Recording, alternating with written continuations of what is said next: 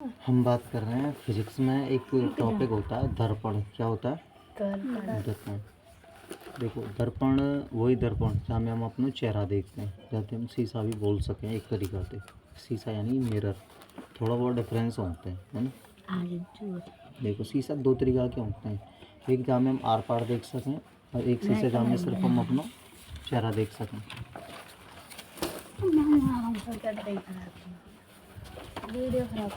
कोई बात नहीं। एक में हम जो है अपना चेहरा देख सकते हैं और एक में आर पार देख सकते हैं, है ना। जैसे हम किसी दुकान में जाते तो वहाँ ऐसा वो लोगो रहता तो कांच कि वहाँ अंदर को बाहर, बाहर को अंदर दोनों तरफ देख सकें। लेकिन हम आके दुकान में आते हैं, बाल काटे हुए हो तो भाई दुकान पे आता कहना मैं मुँह दिखे तो ना दिखे एक ही तरफ दिख तो दोनों तरफ तो दिख जाओ, तो दोनों डबल दिखते। हम बात कर रहे हैं यहाँ पे दर्पण के बारे में। दर्पण यानी मिरर।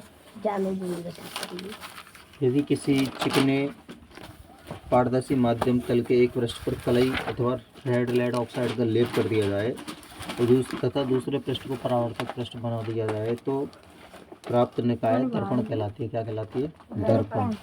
दर्पण मुख्य रूप से दो तरीका के होंगे, दो प्रकार, एक समतल दर्पण, एक गोली दर्पण। समतल दर्पण किन्हें कहते हैं? जिनकी सतह समतली होती है उन्हें समतल दर्पण कहते हैं। जिनकी सतह गोली होती है उन्हें गोली दर्पण कहते हैं। समतल दर्पण के बारे में पढ़ते हैं डिटेल में। ऐसे दर्पण जिनका परावर्तक पृष्ठ समतल होता है समतल दर्पण कहलाते हैं। समतल दर्पण द्वारा बना प्रतिबिंब सदैव आभासी तथा सीधा होता है। समतल दर्पण द्वारा बना प्रतिबिंब कैसा होता है?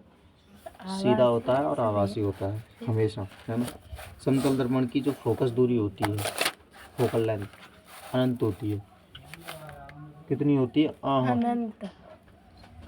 समतल दर्पण की फोकस दूरी कितनी होती है? अनंत। ओके। समतल दर्पण पे दर्पण कैसा बनता है? सीधा और आभासी हमेशा। कैसा बनता है? सीधा और आभासी। समतल दर्पण को परावर्तक पृष्ठ होता है वो कैसा होता है? समतल होता है। समतल होता है। दर्पण मुख्य रूप से क्या प्रकार के होते हैं? एक समतल दर्पण, दूसरा गोली दर्पण। इतना क्लियर भयो? यहाँ तो कोई दिक्कत तो ना है? समतल दर्पण की फोकस दूरी कितनी बताई मैंने? अनंत होता है, अपरिभाषित, है ना। या की कोई लिमिट नहीं है। समतल दर्पण द्वारा बने प्रतिबिंब का आकार वस्तु के आकार के बराबर होता है। समतल दर्पण के द्वारा बने हुए प्रतिबिंब का जो आकार होता है वो वस्तु के आकार के बराबर का होता है। यानी कि अगर हम चेहरा देखते हैं समतल दर्पण में तो जितना चेहरा हमारे होगा उतना ही चेहरा वहाँ में दिखाई देगा, जबकि गोली दर्पण में ऐसा ना हो, वहाँ में अंतर होता है। और क्या अंतर होता है वो जब हम पढ़ेंगे गोली दर्पण के बारे में तभी डिस्कस करेंगे, है ना।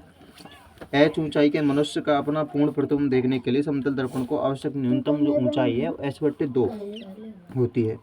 प्रतिबिंब दर्पण से उतनी ही दूरी पीछे बनता है जितनी की वस्तु दर्पण के आगे होती है। जितना हम चेहरा वाके ज़्यादा आगे जाएंगे समतल दर्पण के उतना ही हमारा जो चित्र है वहाँ में समतल दर्पण में पीछे बने हो। बात समझ में आ रही ना आ रही? जितना हम आगे जाएंगे उतना ही वो हमारा जो चित्र है वो हमें पीछे जा रहे हो। क्लियर? और जितना हम पीछे जाएंगे उतना ही हमारा चेहरा वहाँ में आगे आ गया हो। ठीक है। अब देखो वस्तु तथा प्रतिबिंब को मिलाने वाली रेखा समतल दर्पण पर अभिलंबवत होती है। वस्तु को तथा प्रतिबिंब को मिलाने वाली रेखा कैसे अभिलंबवत होता है? समतल रेखा समतल दर्पण पर लंब होती है। देखिए मोहिनी लगा लो पर दिया तो लगाएगी कि ना लगाएगी? क्या बार फिर रही हो? खुद के बार तो ना खुल नीचे देखो बगे पे पत्ता ना होता। समतल दर्पण के उपयोग। ठीक है। समतल दर्पण के उपयोग। अब देखो अब तक तो हमने पढ़ी सिर्फ समतल दर्पण के बारे में कुछ बेसिक चीज़। अब बाकी बारे में हम उपयोग पर ही तू आकर तो सुबह अपने पलंग ने छोटी सी एक बोतल ही लिया कर पानी की। ठंडा इतना है। अब क्या ना ठंडा रहो भैया हमारा हीरोइन है। हमारा तो हीरो एक बार तो आवे जी के तो दिखा रहे थे तो ये आप मोहिनी हमारा छोटी जी तो जा रहा ना है हम काट रहे हैं इमरजेंसी चलेगी थी बड़ी समतल दर्पण के उपयोग। समतल दर्पण का उपयोग सामान्यतः हम प्रतिदिन अपना चेहरा देखने के लिए करते हैं। हम जो अपना मुंह देखते कहाँ है वो कौन से दर्पण में देखते हैं? तुम्हारा उत्तर है तो भैया आवे ना पहले जी दो तैयार है तो पहले पूरे ना क्योंकि इसके द्वारा बना प्रतिबिंब सदैव सीधा बनता है और पार्श्वतः उल्टा परंतु आभासी ये होता दो है। कैसा आई? मैं पहले मिल अगर बताओ समतल दर्पण पे अगर जो चित्र है दर्पण वो प्रतिबिंब में अगर उल्टा बनता तो कैसा होता? न्यू मोर उल्टो दिखता, न्यू बोलते कि नहीं देखना पड़ता है, हमें बहुत दिक्कत होती। तो ज़्यादातर समतल दर्पण पे जो हमारा प्रतिबिंब बनता कैसा बनता? सीधा बनता और आभासी बनता, आभासी बनता। और कबू कबू कोई कोई दर्पण ऐसा होता जहाँ में उल्टो थोड़ा बहुत दिखाई पड़ जाता। इसका उपयोग पेरिस्कोप बनाने में किया जाता है, जो कि पनडुब्बियों में उपयोग होता है। अब देखो पनडुब्बी कहते हैं, पनडुब्बी जो हमेशा पानी के समुद्र में चलते पाए, एक जगह से दूसरी जगह सामान वामान ले आवे के काम में आता है। 2 दूनी 4 3 12 दूनी 24 ठीक है। गलत है। क्या मामे गलत आवे जाने देखियो कैसे करा पहले तो जाने दो तेजी जा रहे तो पहले 3 ते गायब कर दो। 2 2 करे पहले, अगर 2 2 आ रहा है तो गड़बड़ी न्यो कह रहा है हम तो कैसे कर ले मैं ऐसे कैसे कर ले, घर की पंचायत होगी तो मन तो तरीका ते करो, पहले 2 2 ते काटो, फिर 3 3 ते काटो, फिर 4 ते, फिर बड़ी संख्या तो पीछे आओ। 120 आ रहा है। हाँ ये कोई सवाल ना तीन जाने कैसे काटिए।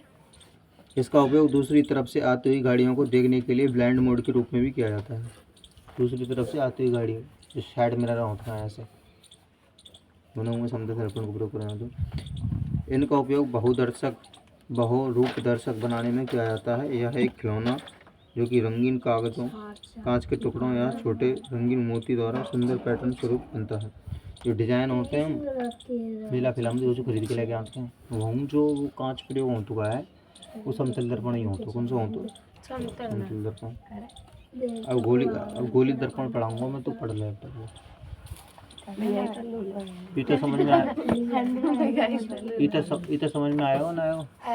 Very good. और एक बार ढंग से, हाँ 1-2 बार ढंग से पढ़ लेगी ना तो कोई बात नहीं, 1-2 बार ढंग से समय पढ़ लेगी तो कल फिर हम गोल्ड दर्पण पढ़ेंगे।